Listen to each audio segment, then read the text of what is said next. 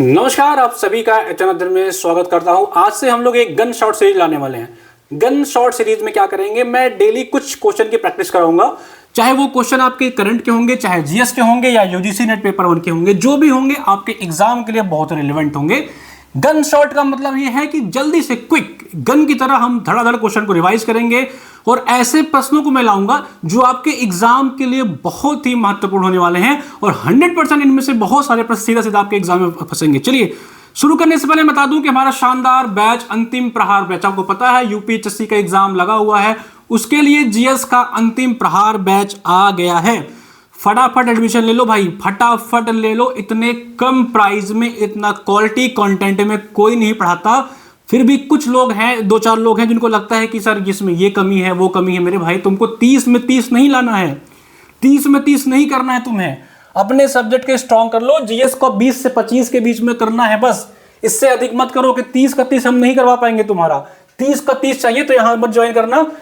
25 question के आसपास हम फंसा देंगे आपको, गारंटी के साथ इतना अच्छा तैयार करा देंगे। सिर्फ यूपीएचएससी नहीं, अभी जीआईसी आ रहा है, एलटी आ रहा है, जीडीसी आ रहा है, सब में जीएस पूछेगा और सबके लिए बेहतरीन क्वालिटी कंटेंट के साथ पढ़ाया जा रहा है। बच्चे सेटिस्फाइड है। इतने कम प्राइस में कोई आपको नहीं पढ़ाता है, हम पढ़ा रहे हैं। चलिए ठीक है, फटाफट ज्वाइन कर लो। हिंदी वाले जो बच्चे हैं, ब्रह्मास्त्र बैच आ चुका है भाई। ब्रह्मास्त्र का मतलब है अंतिम बैच है ये। अब यूपीएचएससी का बैच नहीं आएगा। 5000 वन लाइनर्स के साथ पूरा टेस्ट, नोट्स, क्लासेस सब कुछ दी जा रही है सिर्फ 599 में। ये बैच ले लोगे तो जीएस वाला बैच लेने की जरूरत नहीं पड़ेगी। हिंदी वाले आपको बता रहे हैं, इसके बैच साथ हमने जीएस फ्री दे दिया है। पढ़ के सिलेक्शन ले लो। एचएन अध्ययन को बस ये बोल देना कि हाँ भैया एचएन अध्ययन से पढ़े हैं, कहीं पैसे वसूली के बिक मत जाना हमारे साथ पढ़ने के बाद, ठीक है? इतना कर देना बस। हिंदी वाले बच्चे जो हैं अपना हिंदी का बैच लो, जीएस का पूरा तुमको तैयारी फ्री करा रहे हैं, फटाफट जाके तैयारी करो। और इसके अलावा मैं बता देता हूं, हरियाणा का भी एग्जाम लगा हुआ है आप लोग का। हरियाणा का भी एग्जाम आ गया है और हरियाणा के लिए हमने सब शानदार तरीके से बैच स्टार्ट कर दिए हैं। ये देखिए, हरियाणा का हिंदी साहित्य का क्रैश कोर्स आ चुका है, इंग्लिश लिटरेचर का आ चुका है, कॉमर्स, हिस्ट्री, सबके कोर्सेस आ चुके हैं मिनिमम प्राइस में। इतना कम प्राइस में जितना तुम्हारा महीने का डेटा रिचार्ज होता है उतना प्राइस में पढ़ा रहे हैं। पढ़ो, सिलेक्शन लो, असिस्टेंट प्रोफेसर बनो। चलो अपना सीरीज चालू करते हैं। हमारा जो गन शॉट सीरीज है, गन शॉट सीरीज में हम क्विक 10 से 15 क्वेश्चन करेंगे। तो आज हमारा जो गन शॉट सीरीज है उसमें हम इन्वायरमेंट का क्वेश्चन करने वाले हैं। तुम यूजीसी का एग्जाम देने जा रहे हो जून में, चाहे तुम असिस्टेंट प्रोफेसर का एग्जाम दे रहे हो, भाई दोनों के लिए काम आने वाला है ये, आप दोनों इसको देख लेना। चलिए पहला क्वेश्चन है, भारत का प्रथम national centre for marine biodiversity कहां पे स्थित है? इंग्लिश वाला देख लो, India first national centre for marine biodiversity NCMB कहां पे है? फटाफट जवाब, चुटकियों में जवाब दो। कहां पे स्थित है भाई? फटाफट, बिल्कुल सही जवाब, जामनगर। जामनगर कहां है आपका? जामनगर कहां है भैया? जामनगर आपका गुजरात में है, इस बात को याद रखिएगा। फटाफट जवाब, बहुत समय नहीं लगाना है इसमें, फटाफट जवाब देना है आपको, इस बात को ध्यान रखिएगा, ठीक है? जामनगर आपका कहां है? जामनगर आपका गुजरात में है, याद रखिएगा। जामनगर आपका गुजरात में है। ये गुजरात में कच्छ की खाड़ी में है। गुजरात में कहां है? कच्छ की खाड़ी में है, याद रखिएगा इस बात को। पूछता है कहां पे? कच्छ पे। एक बार मैं थोड़ा पेन एडजस्ट कर लूं बस। गुजरात में कहां है? कच्छ की खाड़ी में, याद रखिएगा। चलिए अगला प्रश्न पूछते हैं। अगला प्रश्न हमारा क्या होना? समुद्री सवाल किसके महत्वपूर्ण स्रोत हैं? Seaweeds are important source of. फटाफट जवाब आना चाहिए कमेंट सेक्शन में, फटाफट जवाब दो। सी वीड्स जो है किसके इंपॉर्टेंट सोर्स हैं? आयोडीन, आर्गन, ब्रोमीन या क्लोरीन। ऐसे प्रश्नों को हवा कर दो भाई एग्जाम में। ये सब पीसीएस में पूछे गए प्रश्न है। यूपीपीसीएस 2023 के प्रश्न है, हलवा नहीं है कि तुमको देखने में तुमको आ रहा था हलवा लग रहा है। यूपीपीसीएस 2023 के प्रश्न मैं करवा रहा हूं, यही आपके एग्जाम में रिपीट होते हैं, ठीक है? ध्यान रखना, यही आपके यूजीसी में आ जाते हैं, यही आपके असिस्टेंट प्रोफेसर में भी आ जाएगा। फटाफट देख लेना। चलो बताओ सही जवाब क्या है? समुद्री सवाल किसके महत्वपूर्ण स्रोत है भाई? आयोडीन के। जब आप जाते हो समुद्र में, आपको एक क्वेश्चन नहीं पता है, आपको पता है कि समुद्रों से ही आयोडीन जो है वो प्राप्त किया जाता है, ठीक है? चलिए, विश्व में सबसे ज्यादा आयोडीन किस देश से प्राप्त होता है? याद रखना है, कभी कभी सवाल पूछ लेता है, चिली में। चिली एक देश है, वहां पे बहुत ज्यादा आयोडीन मिलता है, ठीक है? और ये बताओ कि आयोडीन आएगा तो गांधी जी ने दांडी मार्च की यात्रा कब शुरू की थी? दांडी मार्च गांधी जी ने कब शुरू की था, इसको भी बता देना, फटाफट जवाब कमेंट सेक्शन में आने चाहिए। चलिए अगला सवाल देखते हैं। अगला सवाल क्या है भाई हमारा, फटाफट अगला सवाल आओ। लोटिक पारिस्थितिकी तंत्र का उदाहरण, एग्जांपल आप लोटिक इकोसिस्टम, लोटिक ये देख रहे हो, लोटिक इस सिस्टम को उदाहरण कौन, जो लोटता हुआ आगे बढ़ रहा हो। फटाफट देखो इसमें तालाब, दलदल, नदी, घसाऊ क्षेत्र या मार्शी एरिया, पॉन्ड, स्वयं, रिवर, धसाव या मार्शी एरिया, कौन सा है लोटिक जो लोटता हुआ आगे बढ़ रहा है। फटाफट जवाब कमेंट सेक्शन में आए, बिल्कुल भी आपका लेट नहीं होना चाहिए, फटाफट जवाब दो, फटाफट जवाब भाई। आवाज, माइक, कैमरा, एक्शन सब सही है ना, कोई दिक्कत तो नहीं है, फटाफट जवाब बताओ भाई। एग्जांपल आप लोटिक इकोसिस्टम बताओ। लोटिक का मतलब समझो, लोटिक लेंटिक क्या होता है समझो। लोटिक का मतलब वो जो लोटता रहे, आगे बढ़ता रहे, ऐसे ऐसे घूमता रहा है, आगे बढ़ रहा है, लोटिक है वो, ठीक है। बचपन के बच्चे अगर उनको थोड़ी कम, दो भाइयों में लड़ाई हो जाती थी, अगर उनका 2 बिस्किट कम मिल जाता था एक को, तो वो ऐसे लोटने लगते थे, ठीक है, वो है लोटिक इकोसिस्टम। बताओ इसमें से लोटिक इकोसिस्टम क्या हो सकता है। तालाब, दलदल, नदी, एग्जाम्पल, इसका सही आंसर है नदी। फटाफट आंसर, ये गन शॉट है, याद रखना। यहाँ रुकने वालों के लिए जगह बिल्कुल नहीं है, ठहरने वालों के लिए जगह बिल्कुल नहीं है। सर्वाइवल फिटेस्ट का कॉन्सेप्ट हम लोग यहाँ लेकर चलेंगे, अगर टाइम लगाओगे तो पीछे हो जाओगे। चलिए अगला क्वेश्चन पे आते हैं फटाफट। अगला क्वेश्चन हमारा क्या है, गन शॉट में कोशिश करेंगे कि 10 से 15 क्वेश्चन निपटा दे 10 से 20 मिनट में। जल रोकथाम एवं प्रदूषण नियंत्रण एक्ट निम्नलिखित में से किस वर्ष बनाया जाता है। In which the following year was the water prevention and control pollution act enacted. फटाफट चुटकियों में जवाब आने चाहिए, बताओ किस वर्ष बनाया जाता है। फटाफट फटाफट फटाफट फटाफट आंसर होने चाहिए। पूरा इन्वायरमेंट करा दूंगा, पीवाईक्यू जितने भी आए हैं सब करा दूंगा, परेशान मत होना। इन्वायरमेंट का एक भी प्रश्न छूटेगा नहीं। तुम चाहे यूजीसी का एग्जाम दे दो, चाहे हायर का एग्जाम दे दो, चाहे जीडीसी का दे दो, चाहे जीएसए का दे दो, ठीक है। बताओ किसमें क्या सही जवाब होगा। ठीक है, बिल्कुल सही जवाब का आंसर आ रहा है भाई, 74 में आ रहा है इसका, ठीक है। अरे कहां भाग रहा है भाई, ठीक है। इसका सही जवाब क्या होगा, इसका सही जवाब क्या होगा, 1974 में आया था। कब, वाटर रोकथाम एवं प्रदूषण यानी कि prevention and control of pollution act, जो वाटर का था, ये आपका आया था 1974 में। एक चीज और रखना, एग्जाम पूछता है कि इसी पे गवर्नमेंट ने सेस लगाया था। ये भी पूछा हुआ है पीसीएस के ही एग्जाम में या आरओ के एग्जाम में पूछता है ये कब लगाया गया था, तो 10 से 3 साल बाद 1977 में लगाया था। एक और पूछता है कि air pollution and control act कब आया था, जब वायु हवा उसका कब आया था, वो आया था आपका 1981 में। ये तीनों चीज याद रखना इंपॉर्टेंट है, ठीक है। चलिए कुछ एक्ट्स हैं तो कुछ एक्ट के बारे में जान लेते हैं। इन्वायरमेंट प्रोटेक्शन एक्ट ईपीए कब आया था आपका, 1986 में, याद रखिएगा। फॉरेस्ट कंजर्वेशन एक्ट कब आया था आपका, 1980 में आया था, इसको भी याद रखिएगा। And wild life protection act ये कब आया था, ये आया था आपका 1972 में आया था। और एक एक्ट आपका बहुत इंपॉर्टेंट है, वो forest right act. Forest right act कब आया था भाई, ये आया था आपका सन 2000 में, ठीक है। इसको भी याद रखिएगा। फटाफट सारे सवाल हम लोग कर लेते हैं। चलिए बहुत सही, बहुत सही, ठीक है ठीक है ठीक है, बिल्कुल सही जवाब, बिल्कुल सॉरी माफ करिएगा, ये 2006 में आया था, सही कह रहे हैं। और अगला अगला बिल्कुल ठीक है। एक और लिख लीजिएगा, बायोलॉजिकल डाइवर्सिटी एक्ट जो आया था वो आया था आपका 2002 में। इतने एक्ट्स इंपॉर्टेंट है, इसको याद रखिएगा। और जो मैंने बताया कि इस पे सेस किस ईयर लगा था, सेस जो लगा था वो आपका 1974 में लगा था, ठीक है। और एयर पोल्यूशन एंड कंट्रोल जो एक्ट आया था वो आया था आपको 1981 में। इतना याद रखिएगा, गन शॉट में इतना ही पर्याप्त है। चलिए अगला सवाल देखते हैं भाई। रियो शिखर सम्मेलन 1992 का एजेंडा 21 किससे संबंधित है। खटाखट जवाब, आंसर फटाफट जवाब भाई, बिल्कुल समय नहीं है, गन शॉट सीरीज है, समय बिल्कुल नहीं है, ठीक है। 5वां सवाल का आंसर बिल्कुल सही है, ठीक है। बिल्कुल 5वां सवाल का आंसर आपके सामने आना चाहिए, बिल्कुल वेट नहीं करूंगा। एजेंडा 21 जो है रियो समिट का किससे संबंधित है भाई, जो एजेंडा 21 है रियो समिट का किससे संबंधित है, एजेंडा 21 बताओ, ठीक है। ओजोन परत के संरक्षण से, पर्यावरण शिक्षा से, सतत विकास से या प्रदूषक भुगतान सिद्धांत से, ठीक है। By preserving the ozone layer, environment reduction या form sustainable development and polluter pays principle, ठीक है भाई। इसको जरा सही से टाइप किया करो यार, क्या करते हो तुम लोग, ठीक है। कब आया था बताओ, एजेंडा 21 किससे संबंधित है।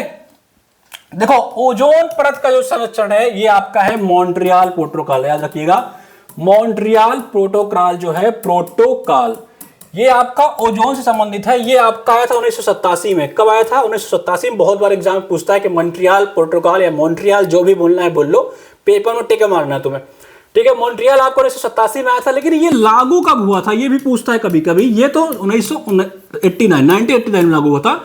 एक आपका कन्वेंशन है वियना, एक आपका कन्वेंशन याद रखना, वियना कन्वेंशन जो आपका है ये आया था 1985 में। ये भी ओजोन के प्रोटेक्शन से संबंधित है। आपको पता है ओजोन कहां मिलता है, आपको ओजोन आपका कहां मिलता है, ठीक है। इसको देखो एक बार, अगर ये आपका है तो एक लेयर होता है, आपको पता है तश्मीश याद रखिएगा, तश्मीश ट्रोपो, स्ट्रेटो, मीजो, इक्सो और आइनो, ठीक है। इस हिसाब से याद रखिएगा, हम शॉर्ट में पढ़ेंगे तश्मीश, TSMI या TSMEI, ठीक है। तो आपका जो ओजोन लेयर है वो आपका स्ट्रेटोस्फीयर में पाया जाता है, ठीक है। हिंदी में से देख लीजिए क्या बोलते हैं स्ट्रेटो को, समताप मंडल में पाया जाता है। तो जो स्ट्रेटोस्फीयर है आपका ओजोन नहीं पाया जाता है, यही आपका जो है सूर्य से जो आपको अल्ट्रावायलेट रेज आते हैं जो आपके लिए नुकसानदायक होते हैं उनसे आपकी रक्षा करता है। उसी से संबंधित आपका एक प्रोटोकॉल था, वो था आपका मॉन्ट्रियल या मॉन्ट्रियल, जो भी समझना पढ़ लो। और एक था आपका वियना कन्वेंशन। ये दोनों कन्वेंशन आपका इसी संबंधित है। ये आया था 1985 में, 87 में, और ये आया था 1985 में, ठीक है। और जो रियो शिखर सम्मेलन आपका 1992 में हुआ था, इसका जो एजेंडा 21 था ये आपका संबंधित था सस्टेनेबल डेवलपमेंट गोल से। एजेंडा 21 जो आपको था, एजेंडा 21 ये आपका SDG गोल से संबंधित था भाई, ठीक है। इसमें कुल 17 गोल थे। कुल कितने गोल थे इसमें? 17 गोल्स थे, ठीक है। तो अगर पूछता एजेंडा किससे है तो सस्टेनेबल डेवलपमेंट गोल से है। पीछे 2023 का प्रश्न है, याद रखिएगा इस प्रश्न को, ठीक है। और इसके चहर कुल 4 कन्वेंशन, यानी कि कुल 4 कन्वेंशन हुए थे। ये भी एग्जाम में पूछ चुका है कि एजेंडा 21 में कुल कितने कन्वेंशन हुए थे, एजेंडा 21 में कुल कितने बाइंडिंग आपके आर्टिकल्स थे, वो तो 4, ठीक है। याद रखिएगा, ये भी एग्जाम में पूछा हुआ है। अगला सवाल आते हैं भाई फटाफट, चलिए। सूची 1 को सूची 2 से मिला देना है। सूची 1 और सूची 2 को फटाफट मिला दीजिए। ये आपके SDG गोल जो मैंने बताया कुल 17 गोल हैं, उन्हीं गोल्स में आपको मिला देना है। इस सवाल को तुम्हें खुद करना है, मैं नहीं कराऊंगा। बस इतना जान रखना, 10 बता देता हूं, 10 SDG 10 मैं केवल बताऊंगा, याद रखना। SDG 10 क्या है आपका? SDG 10 क्या है? इसमें देखिए क्या क्या ऑप्शन है। Climate action, life on land, reduction in inequalities या अंडर वाटर लाइफ। देखिए 10 लोग कहते हैं ना, 10 उंगलियां घी में नहीं भैया, 5 नहीं, 10 उंगलियां घी में नहीं तुम्हारी, यानी इनइक्वालिटी नहीं। 5 उंगलियां बराबर नहीं होती, 5 उंगलियां बराबर नहीं होती। इनइक्वालिटीज की बात हो रही है कि 10वां आप इन इक्वलिटीज से मिला लेना, असमानता से मिला लेना। जो आंसर बोले उसको लगा देना, बाकी पढ़ लेना। अभी मैं आगे SDG बता भी दूंगा, ठीक है। बहुत इंपॉर्टेंट है SDG, याद रखना, ठीक है। चलिए अगला सवाल देखते हैं। Biological oxygen demand, BOD, biological oxygen demand किससे संबंधित है? फटाफट आंसर कमेंट सेक्शन में दीजिए। BOD किससे संबंधित है? ये आपका है जलीय पारिस्थितिक तंत्र में प्रदूषण की जांच के लिए, उच्च ऊंचाई वाले क्षेत्रों में ऑक्सीजन की जांच के लिए, वन पारिस्थितिकी तंत्रों में ऑक्सीजन के स्तर के लिए, या रक्त में ऑक्सीजन के स्तर के जांच के लिए। रक्त में ऑक्सीजन के स्तर की जांच किससे होती है? आपको पता है हीमोग्लोबिन के कारण ही आपका रक्त लाल दिखाई पड़ता है, ठीक है। अब आपको बताना है BOD क्या है। BOD क्या है? देखिए सबसे पहले समझिए, कॉन्सेप्ट समझिए, एकदम देशी भाषा में कॉन्सेप्ट समझाता हूं। जब किसी नदी में, किसी तंत्र में, किसी इकोसिस्टम में जब वहाँ पे प्रदूषण बढ़ जाता है, लाइक मान के चलिए गंगा नदी, अभी आपने एक रिपोर्ट सुनी होगी जिसमें कहा गया था कि गंगा नदी में प्रदूषण की मात्रा इतनी बढ़ गई है कि वो नहाने योग्य नहीं है। इसका मतलब हुआ क्या हुआ कि उसमें जो आपके बैक्टीरियाज हैं उनकी मात्रा इतनी बढ़ गई है। एल्गल ब्लूम करके कॉन्सेप्ट आपने पढ़ा होगा। यहाँ इतनी बैक्टीरिया की मात्रा इतनी बढ़ गई, इतने लोग आ गए हैं, समझिए कि वहाँ पे ऑक्सीजन की डिमांड बढ़ गई। जब पर्सन या जब किसी जैवाणु बैक्टीरिया अधिक आ जाएगी तो सबको ऑक्सीजन चाहिए, सबको भोजन चाहिए, सबको खाना चाहिए, तो डिमांड बढ़ गई, सप्लाई घट गया। जब डिमांड बढ़ी, सप्लाई घटा, वही कॉन्सेप्ट आपका बायोलॉजिकल ऑक्सीजन डिमांड है, ठीक है। ये क्या करता है? जलीय पारिस्थितिकी तंत्र में प्रदूषण की जांच। ये बताता है कि यहाँ बहुत सारे किल्बिस क्या कहते हैं कि नदी में घुस चुके हैं भैया, इनको नष्ट करना है, ठीक है। इसके लिए बहुत सारी विधाएं हैं, बाकी आगे चर्चा करेंगे, ठीक है। तो BOD क्या है आपका? जलीय पारिस्थितिकी तंत्र में प्रदूषण की जांच। चलो चलो चलो चलो चलो फटाफट अगला सवाल बताओ। कौन सा कारक जैव विविधता के ह्रास के लिए सर्वाधिक महत्वपूर्ण है? ठीक है, कौन सा कारक? Which of the following factor is the most important factor for decline या declination of biodiversity, या बायोडाइवर्सिटी जो आपका है उसकी हानि के लिए सबसे खतरनाक कारण कौन है? ठीक है, तुम्हें खाना नहीं मिल रहा है, तुम्हें रहने का नहीं मिल रहा है, तुम्हें पानी नहीं मिल रहा है, तुमने एक घर बनाया उससे कुछ तोड़ दिया। ऑप्शन देखो फटाफट। प्राकृतिक वास का विनाश, कीट का नियंत्रण, आनुवंशिक आत्मशतकरण या परिभक्षियों पर नियंत्रण। ठीक है, destruction of natural habitat, pest control, genetic assimilation या कंट्रोल ऑन प्रेडेटर, क्या प्रीडेटर्स। ठीक है, बता फटाफट बताओ, इसका बहुत इंपॉर्टेंट सवाल है, बहुत सरल सवाल है। ठीक है, प्राकृतिक वास का विनाश। ठीक है, एक कॉन्सेप्ट आप याद रखिएगा, एक कॉन्सेप्ट याद रखिएगा, यह है carbon footprint. Carbon footprint, carbon footprint, ये क्या होता है कार्बन फुटप्रिंट? ये होता है कि एक जंतु, जड़, जीवाणु, मनुष्य या कोई भी प्रकृति में रहने वाला कितना कार्बन जो है वो प्रकृति में छोड़ रहा है, कितने कार्बन को वो इस्तेमाल कर रहा है या कितने कार्बन को वायुमंडल में छोड़ रहा है, वही आपका कार्बन फुटप्रिंट कॉन्सेप्ट है। ठीक है, चलिए अगला सवाल पे आ जाते हैं भाई, फटाफट करेंगे 10 क्वेश्चन, ज्यादा नहीं, ओनली 10, लेकिन रोज। अगला सवाल आपका, भारतीय जैविक डाटा केंद्र किस राज्य में स्थापित किया जा रहा है? करंट अफेयर का सवाल है, बताओ हरियाणा, पंजाब, प्रदेश, उत्तर प्रदेश या गुजरात? फटाफट आंसर कमेंट सेक्शन में बताइए कि कहां किया जा रहा है। उसके पहले एक सवाल बता दो कि एनजीटी जिसे बोलते हैं नेशनल ग्रीन ट्रिब्यूनल्स, इसकी स्थापना किस वर्ष हुई थी? विच ईयर में, किस वर्ष में इसकी स्थापना हुई थी? कमेंट बॉक्स में इसको लिख देना, लिख देना कमेंट बॉक्स में, 100% लिख देना, मजाक नहीं चल रहा है, लिख देना कौन इसका प्रथम इसका प्रेसिडेंट या अध्यक्ष जो भी बनता है कौन था, ये भी लिख देना। ठीक है, चलिए बताइए बताइए बताइए बताइए फटाफट इसका जवाब बताइए भाई। इसका सही जवाब है आपका हरियाणा। ठीक है, हरियाणा के पानीपत में, याद रखिएगा हरियाणा के पानीपत में इसका सही जवाब होगा। अगला क्वेश्चन पे आते हैं, चलिए एक क्वेश्चन और करेंगे उसमें, लेकिन इनमें कौन सा बायोडिग्रेडेबल प्रदूषक नहीं है? फटाफट बताओ, इनमें से कौन बायोडिग्रेडेबल नहीं है, नष्ट नहीं है, नष्ट नहीं हो सकता? ये बताओ फटाफट। मल पदार्थ, कीटनाशक, मूत्र या घरेलू अपशिष्ट? ठीक है, फटाफट इसका फटाफट आंसर बताओ, कौन सा इसमें से नष्ट नहीं हो सकता भैया? ठीक है, इसका क्या सही जवाब होगा भैया, कौन सा नष्ट नहीं हो सकता? ये है आपके कीटनाशक, कीटनाशक। ठीक है, एक आपने सुना डीडीटी का नाम सुना है? डीडीटी का नाम सुना है? ये एक बहुत भयानक कीटनाशक था जो कि अब बैन कर दिया है। एक और आपने कीटनाशक का सुना होगा, आपको बताना है, जिसके कारण बहुत सारे गिद्धों की मृत्यु हो गई थी, बहुत सारे गिद्धों की मृत्यु हो गई थी और सरकार ने उस कीटनाशक को बैन कर दिया है। आपको बताना है उस कीटनाशक का क्या नाम है।